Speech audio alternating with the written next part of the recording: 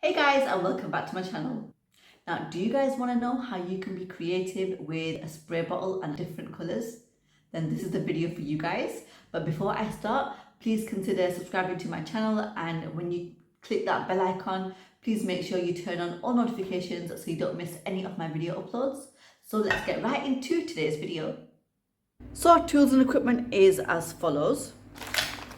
Icing, as always, frilling foam pad, a storage board, a veining board, the smallest ball tools before ball tool set, a skewer, a Dresden tool, paintbrush, rolling pin, two pliers, one to cut and one to curl, pointy, very sharp scissors.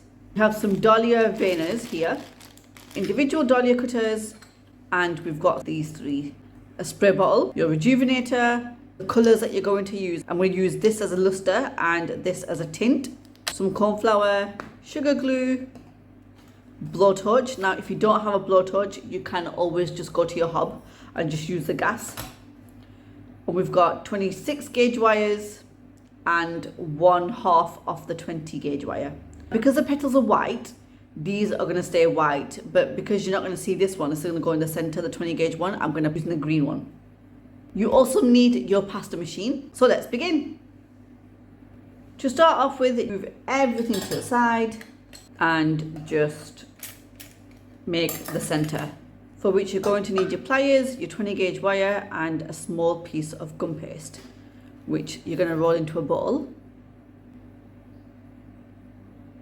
And then we're going to hook our 20 gauge wire using the pliers, and you want it completely a closed hook. Then with our blowtorch, move it away. If you're going to be using this, we're just going to burn that top bit and just insert it inside. And then just straighten it up. And you want this to completely dry before attaching the center petals. But just be careful when you go to pinch the bottom bit, be careful that it's not hot, because it does tend to get hot. And then just give it a bit of a pinch just to secure it like that. And then just leave that to dry. Once it's dry, you won't be able to move it. So it'll be like this, but just more firm and more solid. This one's a bit soft. That one I made yesterday, and I've just left it to dry overnight. So leave that to dry overnight. And now we can get started with the center petals. Again, get some gum paste. You want to lightly dust your surface with some corn flour, both sides, because it's very, very tacky. Roll it out slightly. For the first few layers, we're going to use the pasta machine from the thickest to the second thinnest only. And then we're going to use 2 of each size. So cut them out and pop them into your storage board. Using these cutters don't actually come out the cleanest, so you've really got to just rub your fingers on the other side just to make sure the edges are nice and clean. If you have any paste to spare, from your individual cutters, use the smallest one and just cut out however many you can cut out. Using your foam pad and your Dresden tool, we're going to pick up our smallest daisy cutter, and we're just going to stretch it out with the thicker side of the Dresden tool, bringing it from the center outwards. Using our sharp scissors, we're just going to cut the petals in half.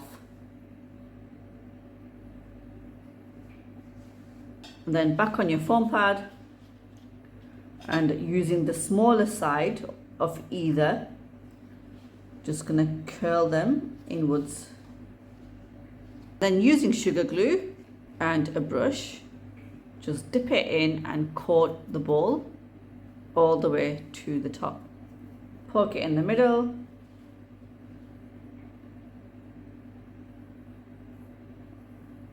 Put it right through, turn it upside down so all the petals can cover the bowl.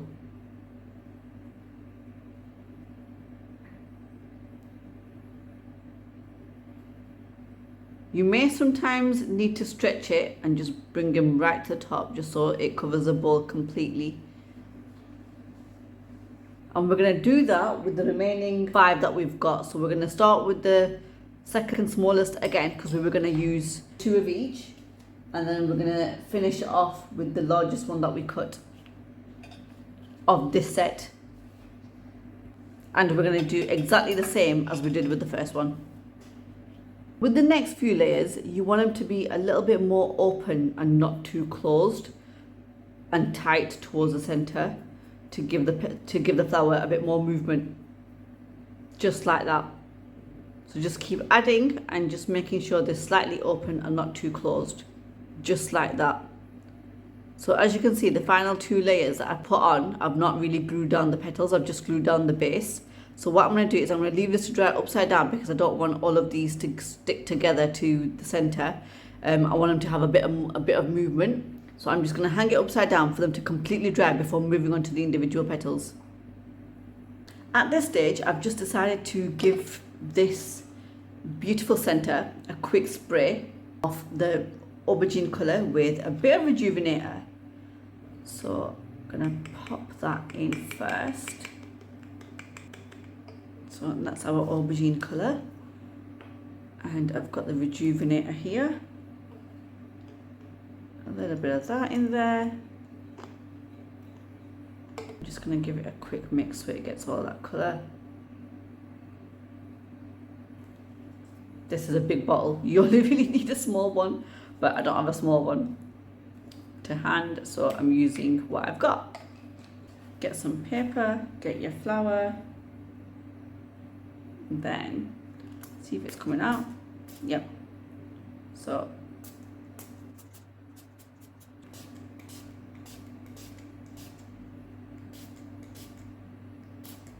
just so it intensifies the colour, and that's how I'm going to leave it now.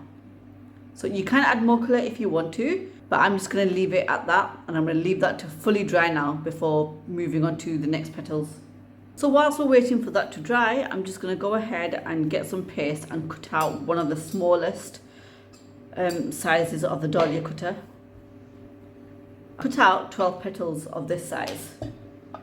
Again, on the thickest to the second thinnest only. If you have some paste to spare, cut out the next size up.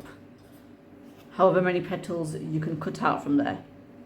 When it comes to veining the petals, usually we have these lovely veiners, but I'm going to show you a trick that if you don't have any veiners, you can still get them textured and veined, for which you'll need the skewer. So just start by slightly making the petal bigger. You can use a bigger bowl tool for this. So just get a bit more wide and a bit more long, just to thin it out a little bit. Once that's done, you can either vein it with a skewer, so just push down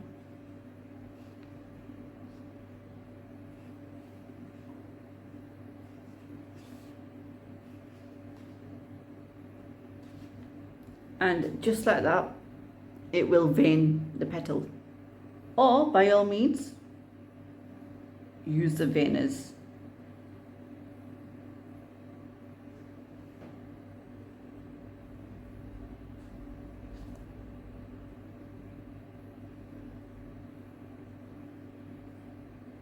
We're then gonna place the skewer in the middle, fold one half over from the petal, then just overlap in the middle. And that's the easy way of doing it, and then just press it to secure it. You can use glue to secure them further. So, and then just pinch at the top. So we're going to do this for all of our 12 petals. Once they're all done, start assembling and adding to the flower. So we're just going to go ahead and glue the bottom base up to about where half of the petals are. You're going to add these a little bit spaced out So first one, for example, here, then we're going to leave a gap and add the next one. If you want, as well as gluing the base, you can also glue a little bit off the petal, just overlapping the base bits. That's how it looks so far. And then we're going to go around and add the remaining 6 in between these petals, just like that. And now we're going to wait for this to dry slightly before moving on to the next layer.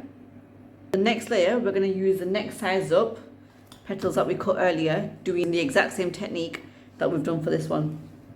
So that's what it looks like so far, guys. What I'm going to do now is I'm going to leave this to fully dry, as it's a little bit wet and the petals are not falling off, but I'm just going to leave it to dry a little bit upside down. I'm going to hang it on a rack and just leave it to dry until it's completely dry, and then we'll move on to doing the wide petals next.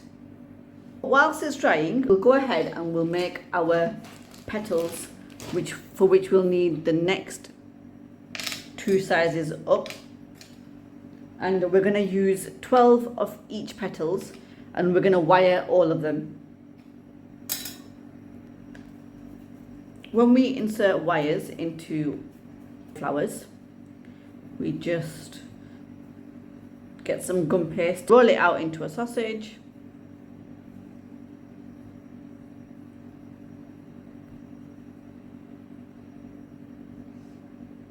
you insert it into the grooves,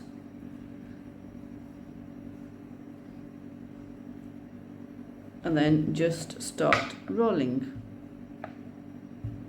Once done, flip it over and just cut out.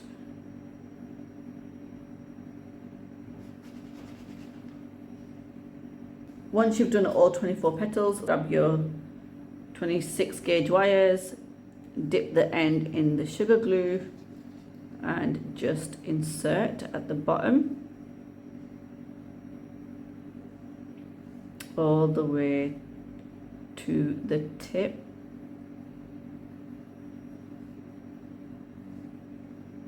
Then vein as normal, just overlap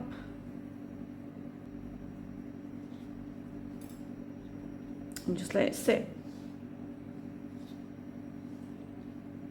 With these, I'm going to do a variation of petals where I'm just going to pinch the base on some of them so it has a bit more opening at the top.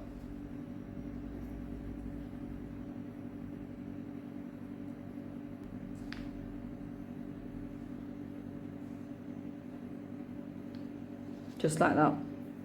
So go ahead and do the exact same thing that we've done here with the wide petals using the next size up. And when it comes to doing the last 2 rows, which is of this size, we're going to do it slightly differently, where we're just gonna literally just pinch the base at the bottom, just like that, giving it a bit more opening at the top.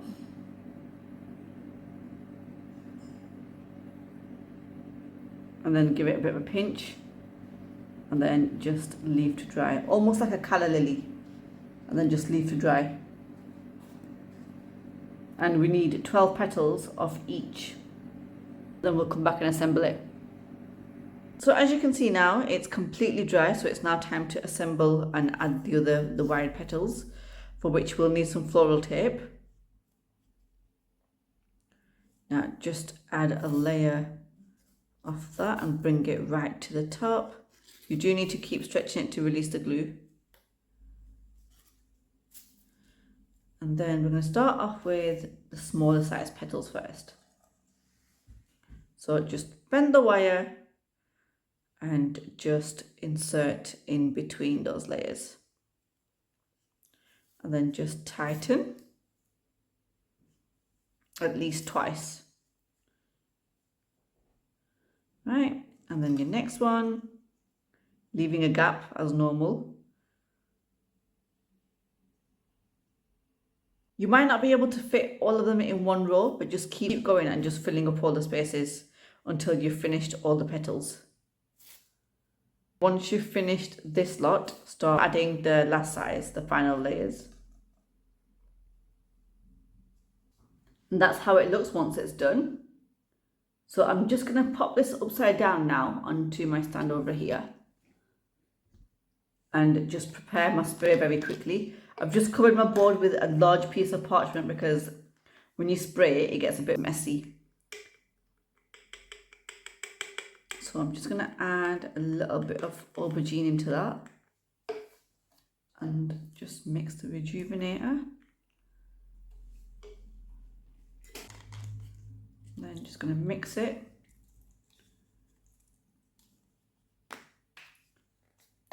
And then pick up the flower.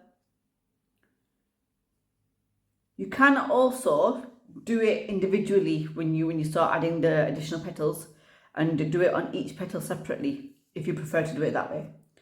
And this time I'm just going to keep it at a distance and just start giving it a bit of a splatter.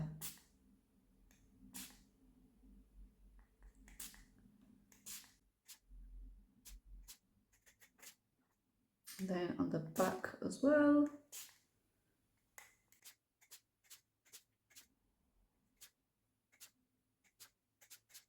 Just so it's giving that nice little speckly effect. So keep it at a distance and just give it a few squirts here and there. There we go.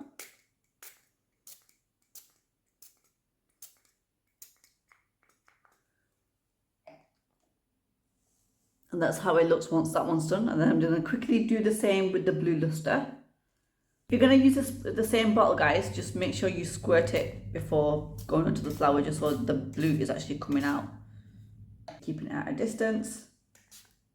A few squirts here and there. Then at the back as well. So this is just going to add a really nice shine to it. And give it that like majestic like feeling.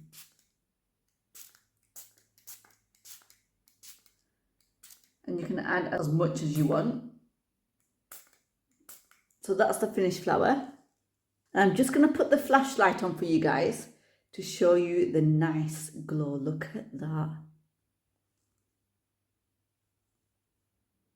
How beautiful does that look?